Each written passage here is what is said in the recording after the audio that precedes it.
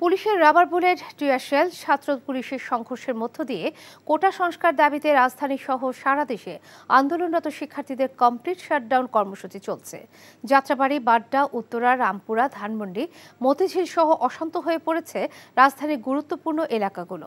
এসব ঘটনায় আহত হয়েছে অন্তত অর্ধশতাধিক পথচারী ও শিক্ষার্থী। তামজিদ সুমনের রিপোর্ট।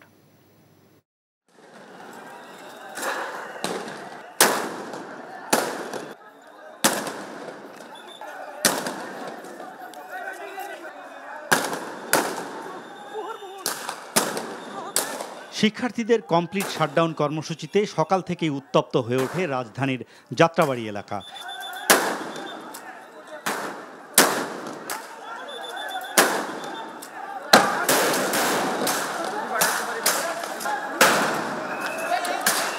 থেকে থেকে ছাত্র পুলিশের ধাওয়া পাল্টা ধাওয়া আর সংঘর্ষ চলে সেখানকার অলি গলি ও প্রধান সড়কে।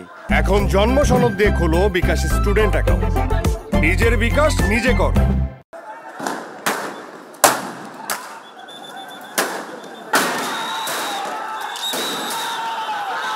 পুলিশ, ছাত্রলীগ ও সাধারণ শিক্ষার্থীদের ত্রিমুখী সংঘর্ষে রণক্ষেত্রে পরিণত হয় যাত্রাবাড়ি এলাকা।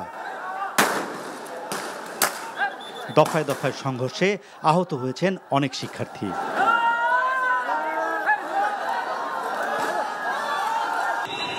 এদিকে সকাল থেকে উত্তপ্ত হয়ে ওঠে বাড্ডা এলাকা। সকালে আন্দোলনরত শিক্ষার্থীরা নেমে আসেন প্রধান সড়কে।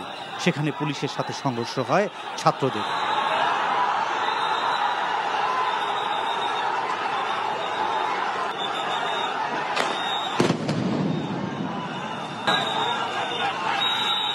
পুলিশ, ছাত্রলীগ এবং শিক্ষার্থীদের ত্রিমুখী সংঘর্ষে এখানেও রণক্ষেত্রে পরিণত হয়।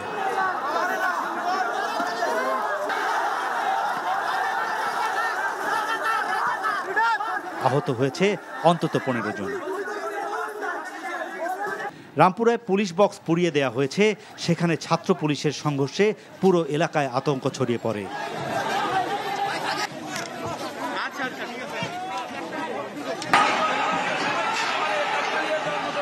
উত্তরা পুলিশ বক্সেও আগুন দেয়া হয়েছে। সেখানে ছাত্রলীগ ও আন্দোলনরত শিক্ষার্থীদের মধ্যে ধাওয়া পাল্টা ধাওয়া চলছে।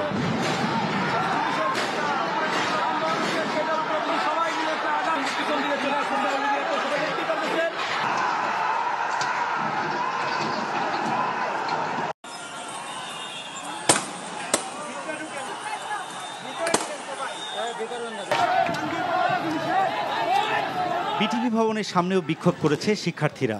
ভবনের 4 নম্বর ফটক ভাঙচুর করে তারা। এদিকে ধানমন্ডিতে পুলিশের সাথে ছাত্রদের সংঘর্ষ হয়েছে।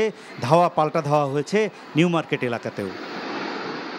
Tamjid Suman, NTV news, Dhaka.